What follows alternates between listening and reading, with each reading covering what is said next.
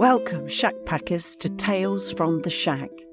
Step inside where the stories are cosy, but the chills run deep. This week we bring you a short tale from the Shack to ignite your imagination and possibly send a shiver down your spine. We're thrilled to have you join us, so grab your favourite brew, pull up a seat and swing that light, and let the magic of storytelling whisk you away.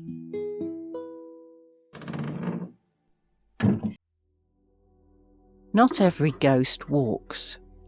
Some float. This story is called Orbiting Grace.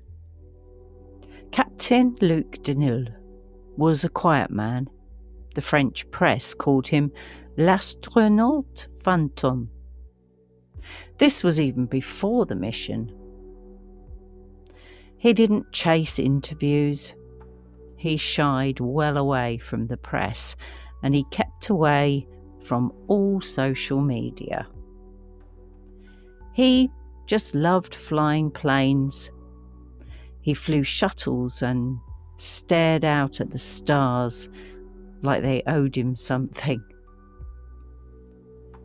His final mission was 6 months aboard a low-orbit science station, observing solar particle bursts and radiation levels.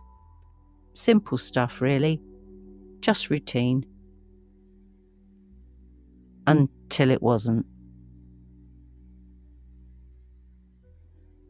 The official report said that communication blacked out for 22 minutes and that it was totally unexplainable. There was no mechanical or technical issue and no solar flares in sight. Just silence for 22 minutes. When contact was re-established, it was concerning to his colleagues and supervisors at Space Control that Captain Denoël seemed, well, different. He wasn't panicked and was certainly not physically injured. He was in fact just calm. But he was way too calm. He eventually arrived back on Earth following a perfect re-entry, but when retrieved from the returning capsule, it was immediately noticed that he had a strange glow in his eyes. Not metaphorical, literal. Doctors who examined him on his return reported that there was a definite soft shimmer around his pupils, a bit like candlelight behind glass. But with no other symptoms, it seemed, he was eventually released to be with his wife. His wife, Camille, met him at the landing base. She later told reporters that he hugged her like it was the very first time, or maybe even the last. She was baffled when he held her face and whispered, "Camille, I heard them singing." She joked with him and laughed nervously, saying, "Who? The mission crew?" But he'd shaken his head. "No, Camille, the stars."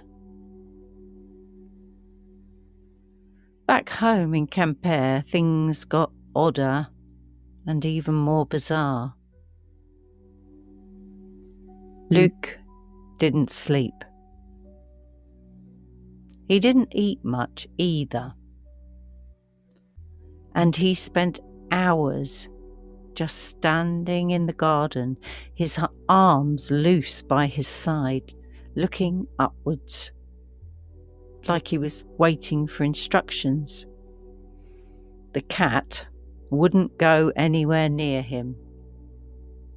And another strange thing, he always seemed to know, just to know things, like before they happened.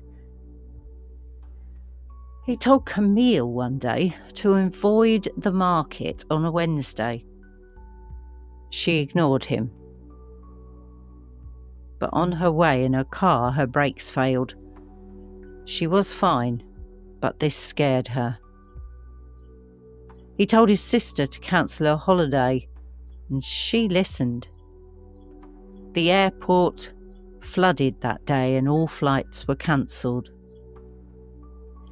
Camille asked him, Are you psychic now? But Luc just smiled and said, No, but I'm connected.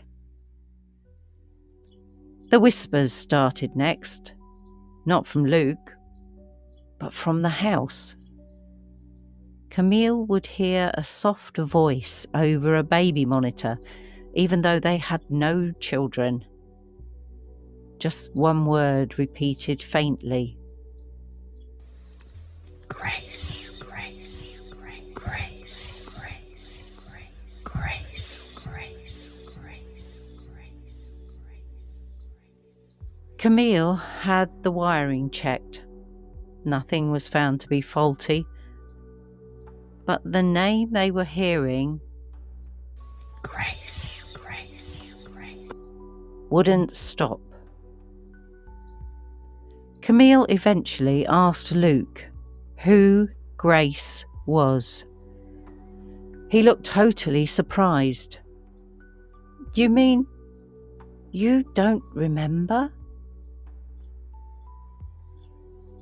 Strangely, Camille then began dreaming of stars, of floating, of a name etched into metal. Grace. As it turned out, Grace was the name of a classified NASA project, a backup orbital AI designed to map Earth's magnetic anomalies. But that mission had been lost, officially abandoned, power failure, no survivors. But Luc hadn't lost power. Up there in space, he'd found Grace. One night, he left the house without a word. Quietly, Camille followed him.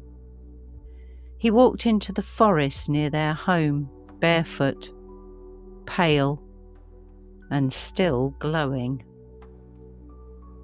At the clearing, he looked up and whispered, I remember now.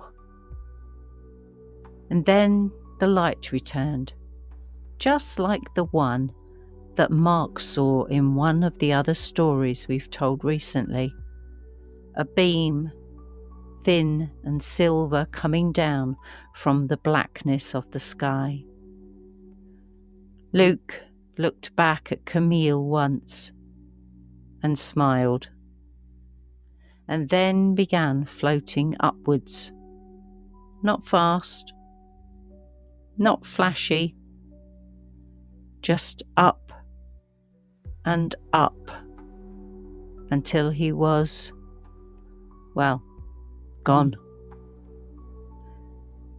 They never found his body. The papers called it a disappearance. But Camille still hears the whispers through the walls, through the soil, and sometimes in the static of the radio. Just one word. Grace.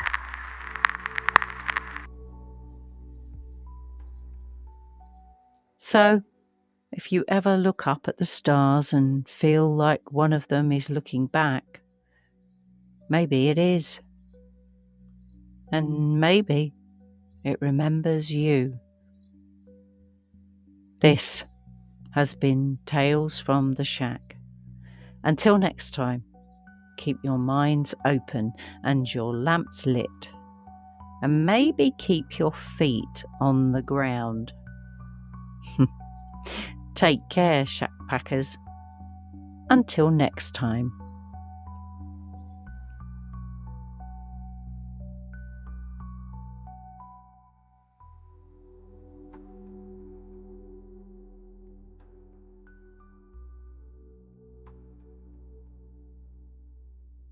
Well, that's a wrap for this week's Tales from the Shack. Thanks for joining us. We'll be back next week. Until then, keep your minds open, your lamps lit, and we'll see you all again next week at the Freakin Shack. Contact us at fshack03@gmail.com or find us on social media by searching hashtag the Freakin Shack. That's Freaking without a G. We're looking forward to hearing from you really soon.